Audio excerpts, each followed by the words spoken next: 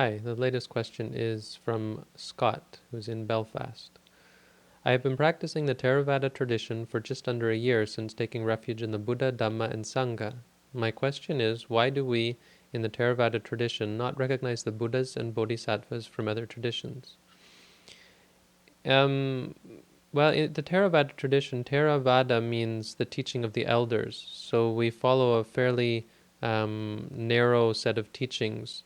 It's the teachings that are considered by all schools to be the most authentic or most original teachings of the historical Buddha, and we follow those teachings to become enlightened. So it's not so much an issue of whether we accept Buddhas and Bodhisattvas. We're not really interested. Here we have what we understand to be a fully enlightened Buddha, which simply means someone who's come to see the truth as it is. And we have his teachings in their pristine form. We don't really see the point of going after or even seeming like inventing Buddhas and Bodhisattvas, or even becoming a Buddha or a Bodhisattva ourselves, a Bodhisattva being someone who's trying to become a Buddha.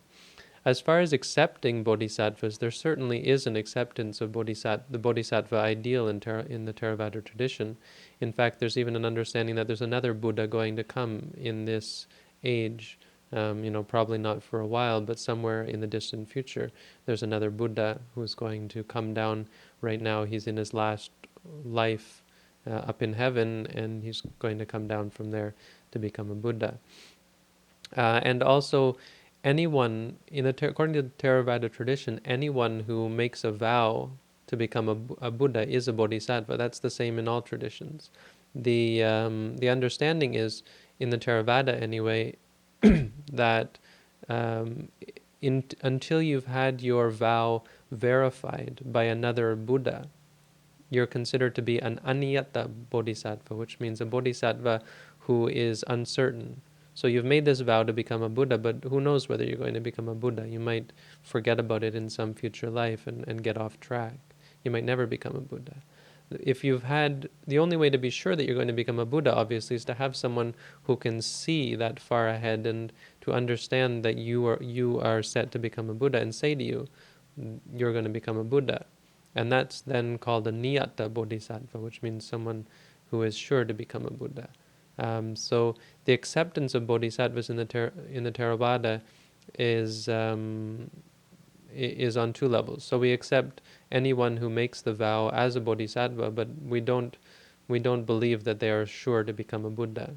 Only someone who has been guaranteed, as the historic Buddha supposedly was.